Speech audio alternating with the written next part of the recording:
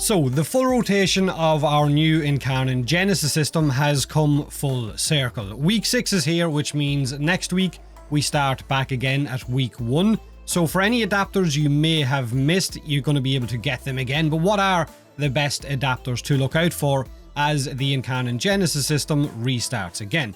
Now, it's worth noting that all Incarnon adapters are good for the weapon that they're going to be installed on. There is technically no bad choice. They are going to be a straight buff for every weapon getting an Incarnon adapter. So if it is a weapon that you like, then it's going to hit harder. Not to mention that most of these weapons have incredible Riven dispositions, so if you're lucky enough to have a Riven for one of these weapons, then you're good to go.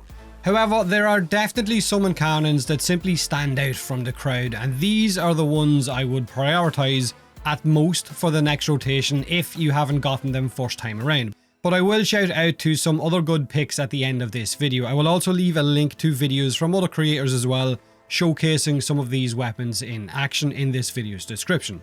Now, this is the Incarnon Lex Prime, a hand cannon in its normal form, but when it evolves it becomes something entirely different, an almost pre-nerfed Spore Lacer on crack. From a semi-automatic puncture-based pistol to a 20-round plasma wave firing, high crit chance, high crit damage pistol that can clear whole rooms in a few shots. The plasma wave it fires is quite thick and has a lot of coverage, so it can clear groups. So the Incarnon Lex Prime hits like an absolute truck and is easily one of, if not the best secondary weapon in Warframe right now, depending completely on who you ask. So if you didn't get it first time around, I would definitely recommend getting it this time. Next up is the Incarnon Torrid, honestly the fart bomber, a toxin firing infested launcher in its normal mode that lobs little grenades that create a cloud of toxin. Now, this is possibly the biggest sleeper weapon in the entire Incarnon Genesis system.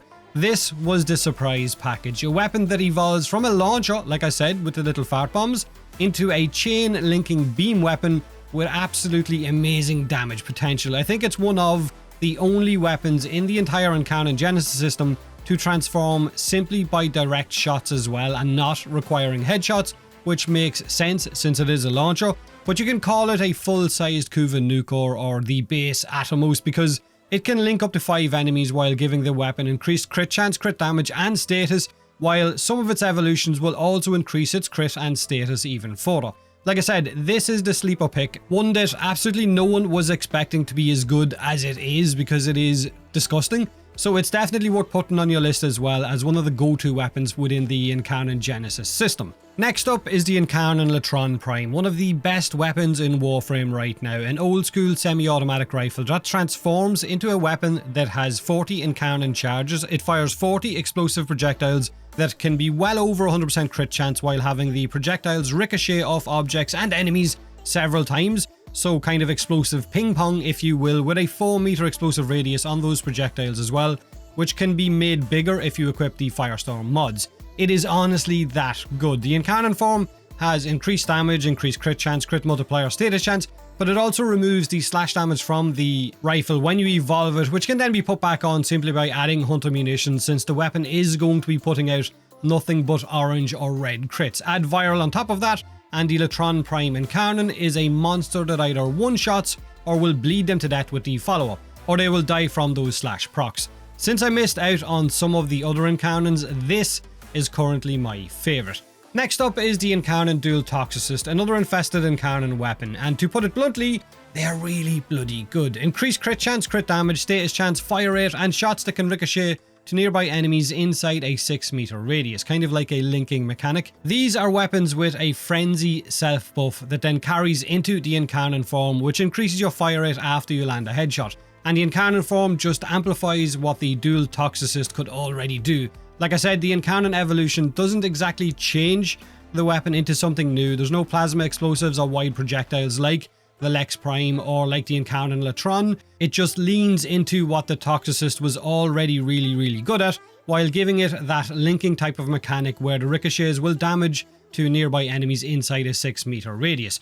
So it has got some serious group clearing potential, but when you keep chaining headshots, it absolutely melts. Now, while I enjoy weapons like the Latron and the Strun Incarnons, the Toxicist is the one that puts the big stupid grin on my face when I use it, because it is incredibly satisfying. Now, next up is the Incarnon Strun Prime. Now, the Strun Wraith is currently my most used weapon over the 10 years that I've played Warframe. It's a shotgun that, when it evolves in the Incarnon Genesis adapter, it fires explosive blast projectiles that have a 4-meter splash radius. Simply put, it is no longer a pellet-based shotgun, it is a version of the Catch Moon in primary form. You're kind of seeing a pattern here, right? A lot of these weapons transform into something similar to what the Catch Moon could do. So it deals blast damage from the explosive shots, but it also deals the elemental damage that you might have modded on as well. It gains a higher crit chance, crit multiplier and status chance, but it also loses the shotgun multi-shot from those pellets while firing slightly slower as well. 40 destructive shots for every evolution.